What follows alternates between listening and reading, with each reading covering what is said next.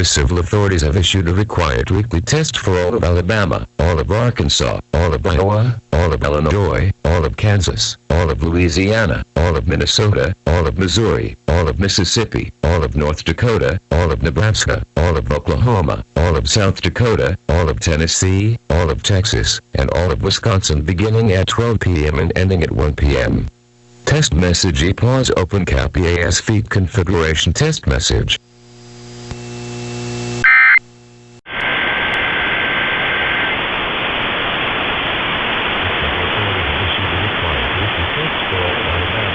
All of Arkansas, all of Iowa, all of Illinois, all of Kansas, all of Louisiana, all of Minnesota, all of Missouri, all of Mississippi, all of North Dakota, all of Nebraska, all of Oklahoma, all of South Dakota, all of Tennessee, all of Texas, and all of Wisconsin beginning at 11 a.m. and ending at 12 p.m.